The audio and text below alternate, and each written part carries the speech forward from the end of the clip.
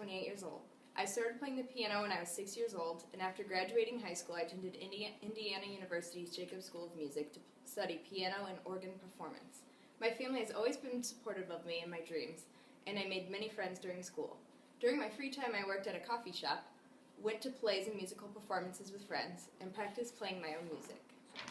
My name is Olivia, and I'm 32 years old. After graduating from high school, I joined the Army to serve my country. My family and friends were very proud. I spent time overseas and got to be very close with the rest of my unit. Being in the military gave me the opportunity to see different parts of the world and experience completely different cultures. Hi, my name is Ben. I am 25 years old. I have always loved sports, and I have played on my local baseball and hockey teams. I enjoy being physically active, and I have made lots of friends playing sports. When I was a freshman, my high school baseball team made it to the state championship game. Even though we lost, I will always remember the great feeling I had playing that game. My family is really supportive, and they were always at my games cheering me on. I have great memories of vacations together and my brothers and I playing on the beach. Okay, when I was a junior in college, things began to change. I started noticing weird feelings like being really sensitive to light and loud noises. My mood was changing rapidly, and I had trouble sleeping. Then one night I began to hallucinate. There was a candle in the shape of a pumpkin talking to me.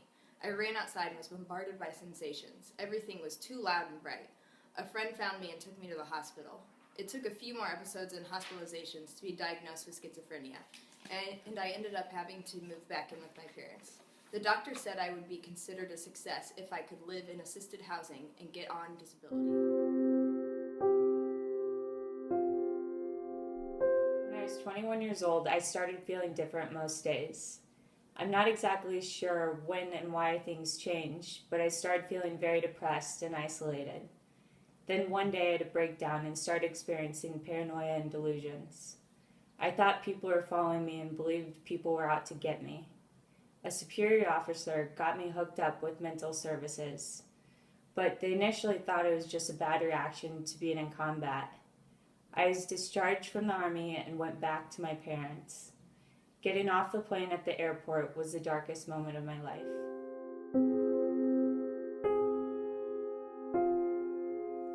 Soon after I was 16, my parents started to notice some changes in me. I was constantly pacing around our house. I wasn't sleeping, I lost interest in my athletic events, and my grades dropped. I felt like my mood was changing all the time. Then one day I started speaking in incoherent sentences and putting words together that didn't make sense. I spoke rapidly, and my thoughts were not logically related to each other. I began to experience delusions. My parents took me to see a doctor, and I was hospitalized. I continued to be in and out of hospitals and saw several different doctors until I was finally diagnosed.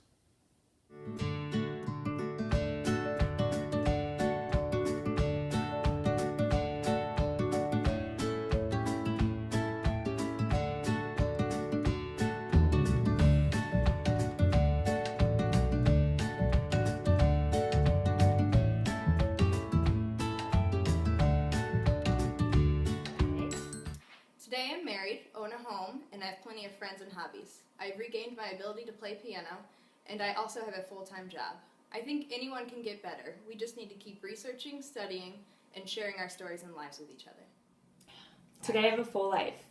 I love to exercise, spend time with family and friends, and cook. I'm a loving daughter, friend, and sister.